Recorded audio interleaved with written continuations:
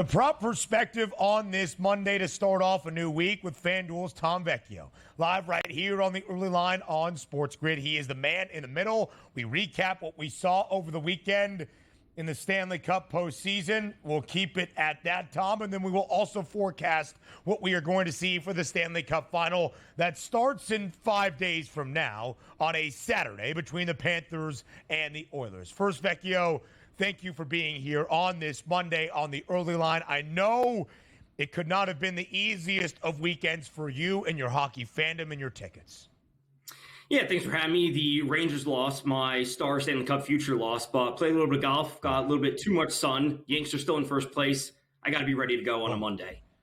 Listen, new week, new money. It's what Donnie says all the time. That's a beautiful, positive perspective to have here for the prop perspective on this Monday. But let's look back on the end of the Western Conference Finals between the Stars and the Oilers. Despite being outshot by Dallas 35-10, Edmonton takes game number 6 and wins the WCF 4-2. It was started by a spectacular goal from the best player in the National Hockey League, Connor McDavid. How did Edmonton win the final 3 games of this series to advance back to the Cup final for the first time in 18 years? A lot of credit has to go to Coach Knobloch, their head coach, making a lot of adjustments, players in and out of the lineup that we saw as the series went on. And, they kind of kept the Stars in check each and every way they possibly could. I've talked about the Stars, how deep they were. They limited them at every chance, not in the shots of the most recent game, as we saw, but the Stars are also playing with desperation. But they made the proper adjustments. And, I've talked about Stuart Skinner before, the goalie for the Oilers. As long as the defense in front of him limits their mistakes, he will be in a good spot. So when the defense isn't out of position, isn't overextending, all these sorts of things, Skinner can be a solid goalie. Whether or not that continues versus a very strong offense in Florida is yet to be seen, and that's something that's going to be one of the major talking points for the Stanley Cup Finals. Taking advantage of game number 6 in your own building certainly worked out last night for the Edmonton Oilers. And also on a Saturday night in South Florida, the Panthers didn't want to go to game 7 in the world's most famous arena. They handled their business by winning 2-1 over the Rangers in an absolutely exciting series, as you see that graphic on the screen. Game number 1 was 3-0, but I always bring up the point. That was a 1-0 game with around maybe 2 minutes to go before an own goal by the Rangers and an empty netter. That series was fantastic all the way through. And if you were a fan of either team here, Tom, that was incredible ride all throughout, and the Panthers got it done.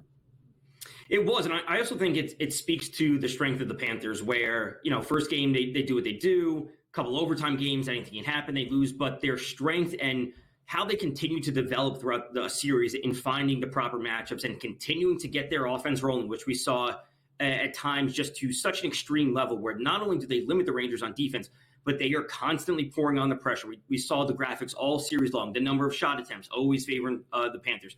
O-zone time, high danger chances. Everything was in favor of the Panthers, and ultimately just speaks to their strength and what they've done over the past few seasons. So full credit to them. They deserve to be here. They were there last year. I'm expecting them to come to hoist Lord Stanley Cup when it's all said and done.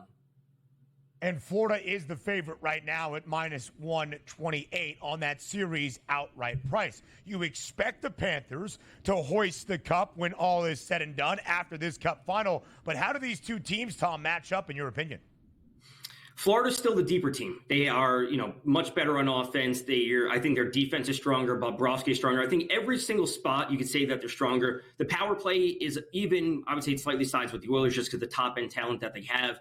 When it comes to the bottom 6 for the Oilers, that is going to be the difference maker. How do those lines perform against very strong bottom 6 lines for the Panthers? Because ultimately, McDavid can't be out there for 30 minutes a night. And when the Panthers roll 4 lines deep, which they did in the final few games of the Rangers series, they're just better at every step of the way. So how does that perform?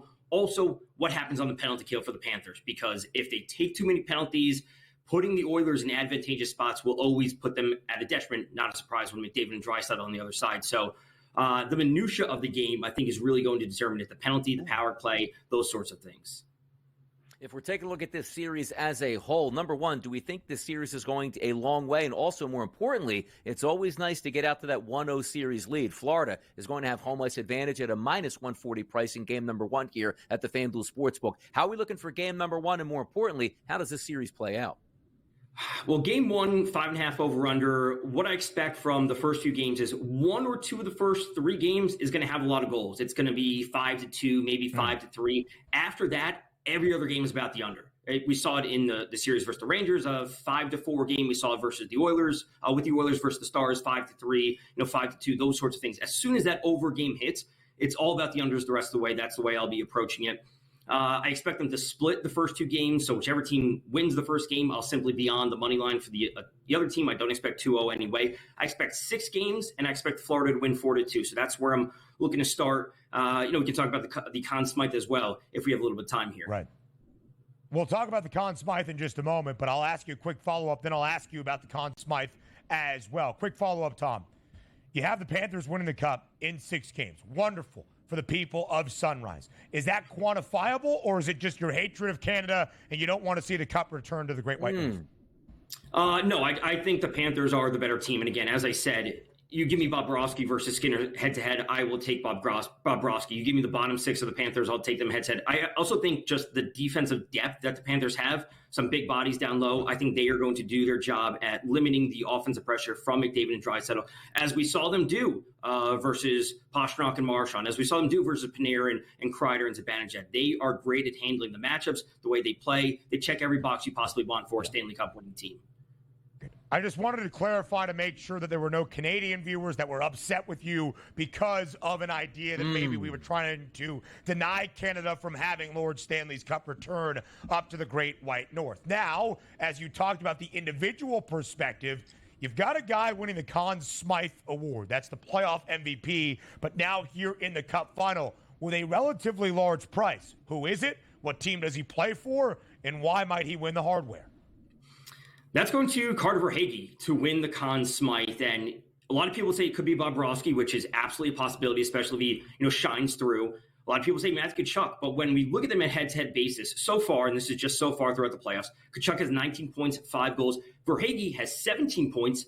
He has 9 goals. So 5 goals for Tkachuk, 9 goals for Verhaeghe. When it's all said and done, if they end with the same amount of points, but Verhaeghe has that edge in goals, he's simply going to have the advantage because the goals are game-winning goals. They're the ones that put you ahead. Assists are nice, and it's great to have 20 assists or whatever it might be, but the goals are what step out in front on the score sheet, and that's where it'll be. So I like Verhaeghe number 1, Bobrovsky 2, and then Tkachuk. Tkachuk could put up multi-points every game, and I wouldn't be surprised, but I want to go for that high upside with the goals as the determining factor to win games.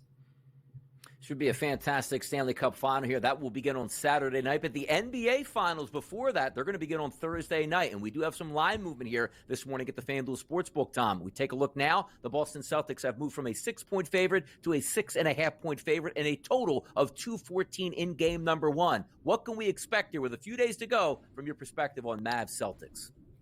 It comes down to the Porzingis news for the Celtics. What is his official status? Will he play? Will he be limited in playing? All those sorts of things. I wouldn't be surprised to see that line grow, especially as we get closer to the game if Porzingis is officially ruled in. I do think, however, when Porzingis gets ruled in, that does leave an opportunity for it to take the Mavs at +7 or +7.5, whatever it might be. I also think Porzingis getting fully acclimated in the offense, that presents too much variance, and that does leave an opening for the Mavs. So I like the Mavs on the series spread +1.5. I would also have some interest in taking Luka as the series MVP because his numbers are a little bit longer than the Mavs outright line. About 16 cents of difference there. Vecchio, final 40 seconds of this segment. What is your NBA Final Series prediction, or at least the best bet for how you see this championship series playing out? I think it goes all 7 games. I do think the Mavs +1.5 on the series price. I do think the Celtics win, though. So it will go all 7 games. You can find that correlation between 7 games. The Mavs still cover the series spread. You could take Tatum on the series MVP, whatever it might be. There are different ways to approach it, but Mavs cover, Celtics win.